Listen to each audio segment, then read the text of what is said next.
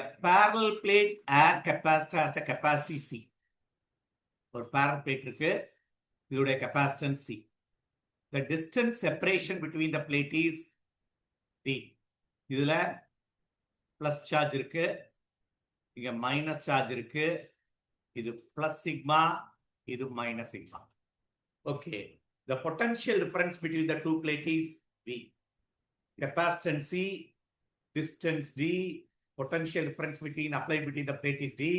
The force of attraction between the plates of a parallel plate air capacitor is force கேட்டிருக்கு. இதுல ஒரு point imagine பண்ணு.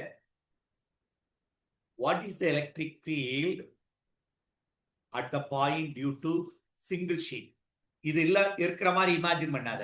இதனால ஏற்பட்ட எலக்ட்ரிக் காஸ்லா என்ன? Sigma by 2 epsilon naught. இந்த பிளேட் மட்டும் இருந்தா சிக்மா பை 2 எப்சிலான் நாட். இப்போ போஸ் இந்த எலக்ட்ரிக் ஃபீல்ட்ல இந்த கியூன்ற ஒரு சார்ஜ் இருக்கு. அப்போ கியூ இது இருக்கு. கியூ ஈக் ஃபார்முலா என்ன? EQ formula sigma by 2 epsilon naught.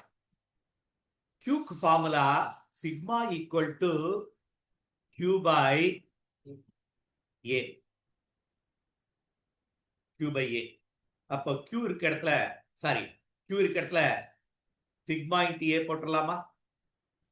அப்போ the formula will become Q பல sigma into A போட்டதுனால என்ன ஆயிடுச்சு?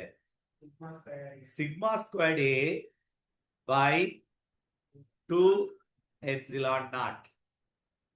உனக்கு சி ஃபார்முலா தெரியும். Epsilon naught A by D. So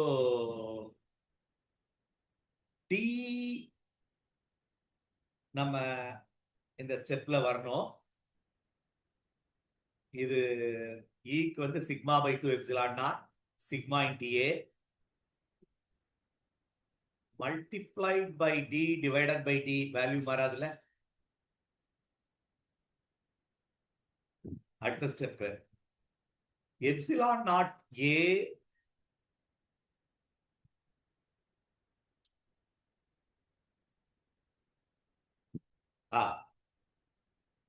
electric field due to this plate is sigma by epsilon naught. உனக்கு force வேணும். Force is equal to E Q. E is nothing but E is nothing but sigma by 2 epsilon naught into Q. Sigma is nothing but Q by A epsilon naught 2 into Q. This formula will become Q square. அப்ப இந்த formula என்ன ஆயிரும்னா Q இருக்க இடத்துல CV போட்டலாம். Q equal to CV நமக்கு தெரியும். So C squared V squared divided by 2. உனக்கு formula தெரியும். C equal to epsilon naught A by D. அப்ப epsilon naught A இருக்க இடத்துல CD போடு. அப்போ 2 into CD. ஒரு C கேன்சல் ஆயிரும். Half CV squared by D is the answer. இதுல ஒரு சின்ன அண்டர்ஸ்டாண்டிங். ஏன் சார் கூலும் இன்வர்ஸ் ஸ்கொயர்லாம் இது ஒரு சார்ஜ் நேரா போட முடியாது. ஏன் போட முடியாதுன்னா கூலும் இன்வர்ஸ் ஸ்கொயர்லாம் is applicable only for point charges.